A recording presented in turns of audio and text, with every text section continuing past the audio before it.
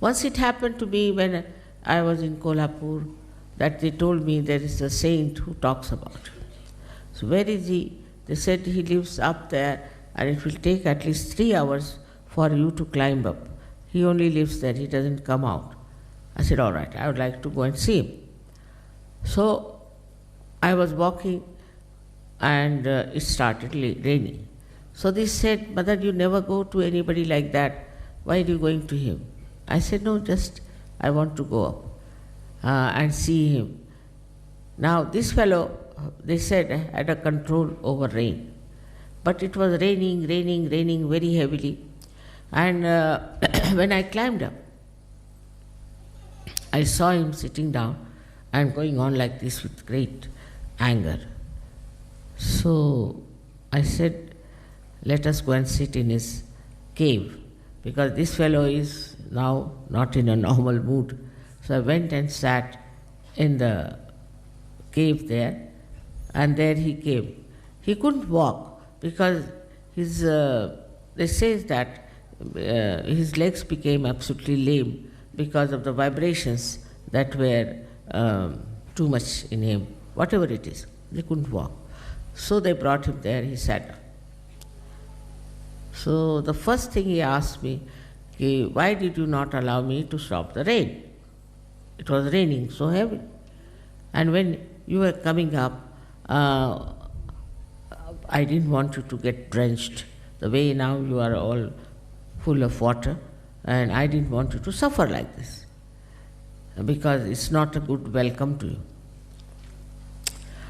So did you do it just to control my ego? Because I must have developed ego because I can control rain, that's a fact.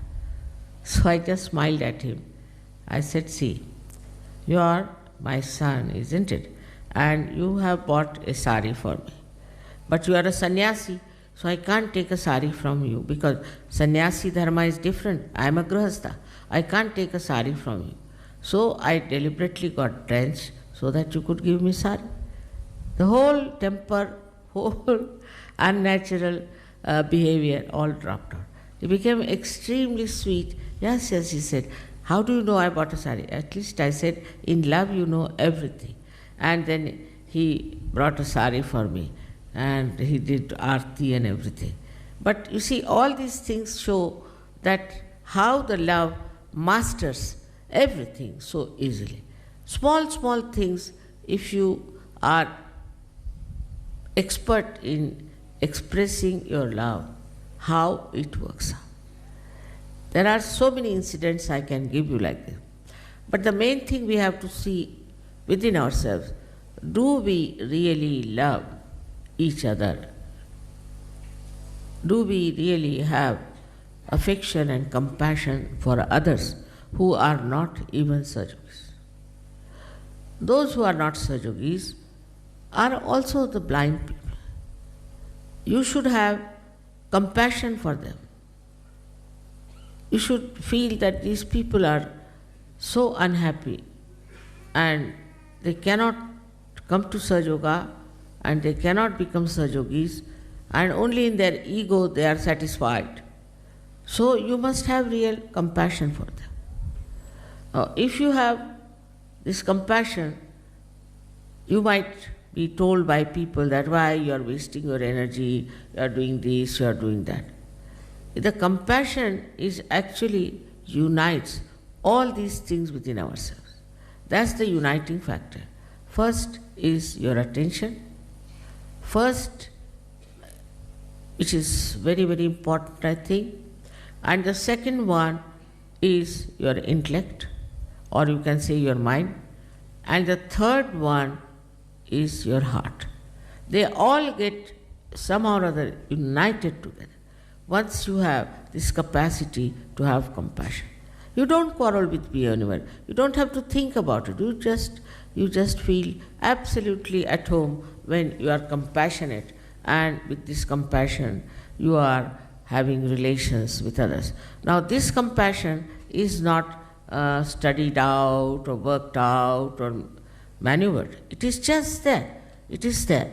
In that compassion, it forgives, it forgets all nonsensical things. The forgiveness is only possible if you have this compassion within you. Now even there are Sahajogis who asked me, Mother, how can we have love and compassion? I mean, this is a question which many have asked me. Now the simple thing is that if you develop your thoughtless awareness in your meditation, in thoughtless awareness, you watch anything in thoughtless awareness, any relationship you see it in thoughtless awareness, then you'll be amazed how the gates of this compassion will open. Thoughtless awareness opens your heart, but it doesn't go to one person or to another person, but it is throwing lights on all the sides of your being.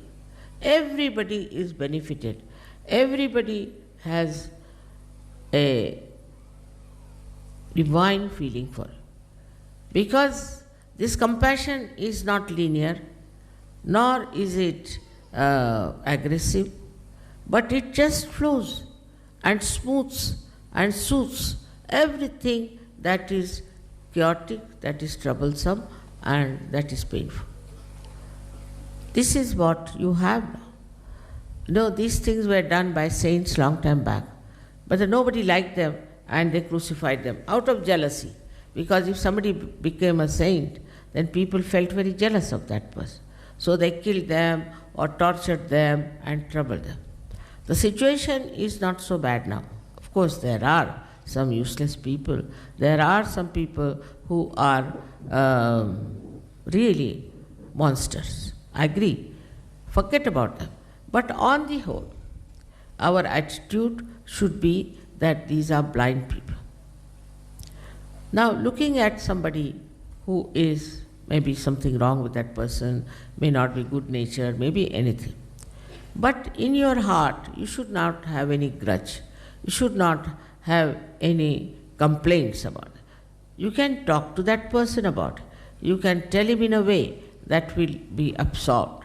But you should not try to make an issue out of it and try to in any way trouble or torture anyone. Can you put off this one? पंखे को उतार.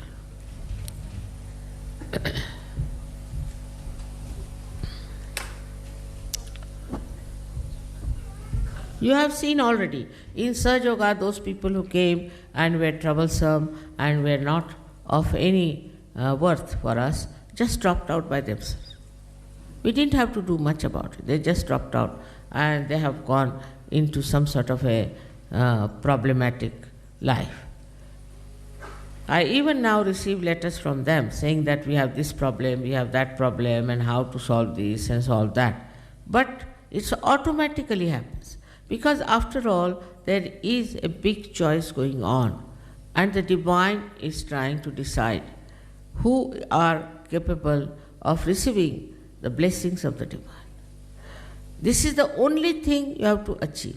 That's why we have come to Sahaja Yoga. Nothing else is important. There are people who are very highly placed, tomorrow they go into dust. There are people who are regarded as very great famous people, they go into dust. It's all the time is happening in your presence. Every day you read a newspaper and you find how they are behaving. Like today,